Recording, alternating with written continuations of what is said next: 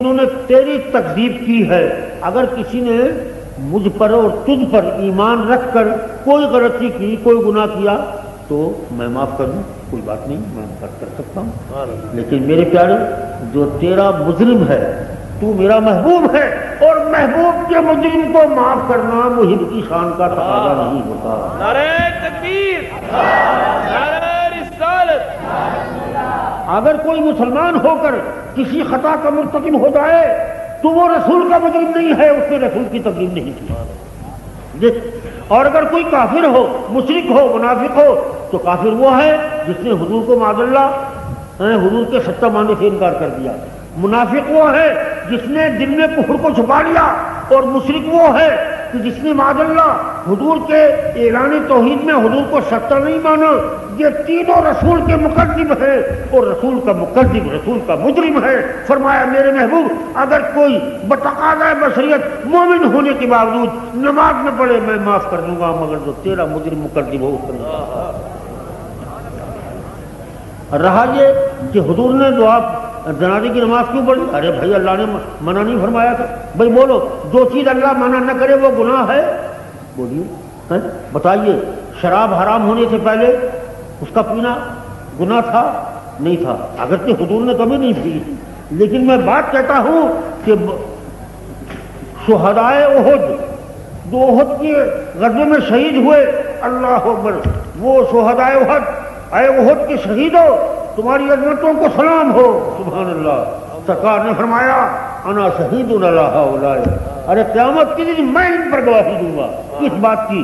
بِأَنَّهُمْ بَذَلُوا أَرْوَاحَهُمْ لِلَّهِ. قیامت کے دن میں گواہی دوں گا کہ انہوں نے اپنی جانیں فقط اللہ کے لیے دی.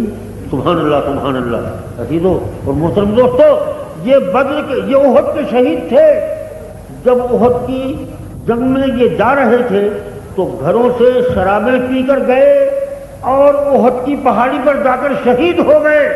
جب شراب حرام ہوئی تو صحابہ نے حضور سے پوچھا کہ سرکار ہمارے ان بھائیوں کا کیا حال ہوگا کہ جو احد کی پہاڑی پر گئے شرابیں پی کر تو پھر وہاں شہید ہو گئے، ان کا کیا حال ہوگا؟ حضور نے فرمایا وہ اللہ تعالیٰ کی جنتوں میں اعلیٰ جنتوں کے اندر. کیوں؟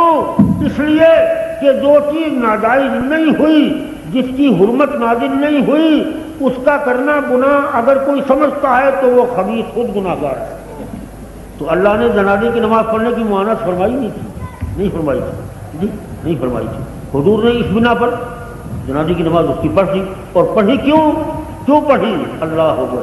لوگ کہیں گے بھائی چلو جنازے کی نماز پڑھی، حضور نے وہ دعا تو پڑھی اللہم اغفر لحینا و میتنا و شاہدنا و غائبنا و صغیرنا و کبیرنا و ذکرنا و انثانا اللہم من احییتہ منا فاحیہ علی الاسلام ومن توفیتہ منا فتوفہ علی الایمان. حضور نے جب یہ دعا پڑھی تو مغفرت تو طلب کی جی، استغفار تو ہو گیا، پھر اللہ نے تو مغفرت نہیں فرمائی، بخشا نہیں، عبداللہ ابن کو بخشا نہیں. اللہ دیکھو بھائی، اس کا وہ ایک جواب تو وہ ہو گیا کہ میرے محبوب اگر کوئی میرا گناہ کر لے مومن ہونے کے باوجود میں اس کو معاف کر دوں، میں کر دوں گا، لیکن جو تیرا مجرم ہو اس کے لیے معاف کروں گا. جی ٹھیک ہے. اب ایک بات کہتا ہوں، جب میرے آقا نے نماز پڑھی، سبحان اللہ سبحان اللہ، اور حضرت عمر نے پیچھے دامن پکڑا، سرکار نے کیا فرمایا؟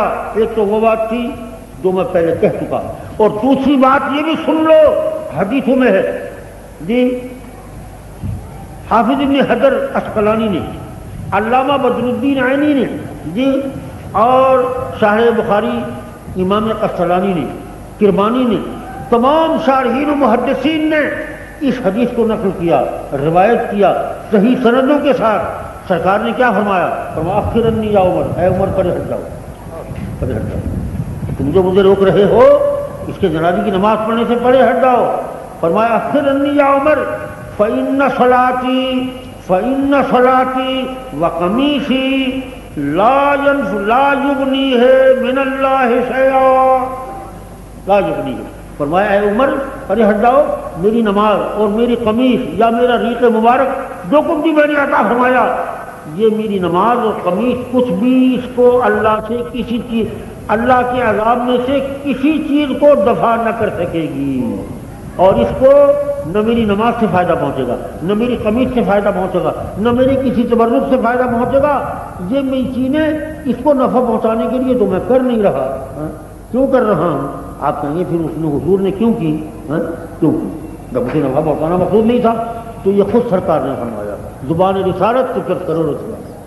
حضور نے فرمایا اخر عنی یا عمر فإن صلاتی وقمیصی لا یغنیہ من اللہ شیئا ولکن ارجو ان یسلم من قومہ الف.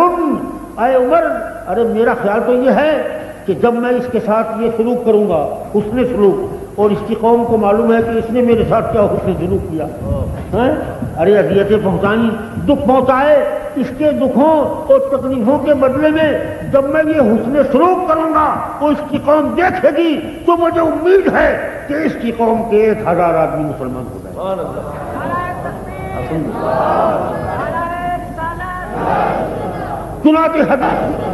چنانچہ حدیث میں آیا کہ ادھر حضور نے اس کی نماز ختم کی، وہیں کھڑے کھڑے عبداللہ ابن ابی ابن سلول رئیس المنافقین جو قوم حضرت سے تھا، 1000 آدمی اس کی قوم کے وہی مسلمان ہو گئے. نعرہ تکبیر، نعرہ رسالت.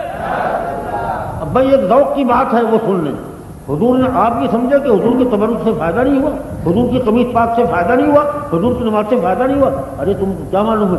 خدا کی قسم، حضور کی نماز کیسی ہے؟ اللہ فرماتا ہے وصلی علیہم ان صلاتک سکن لہم. میرے محبوب اپنے غلاموں پر نماز پڑھ دیا کریں، آپ کی نماز تو ان کے لیے سکون ہے. جی، اور حضور کی قمیص مبارک مسلم شریف کی حدیث ہے. کیا سبحان اللہ. ازواج مطہرات فرماتی ہے کہ حضور کا جبہ مبارکہ تھا، حضور اسے پہنتے تھے، اور ہمارا کیا حال تھا؟ کننا نستشفی بہا مروانا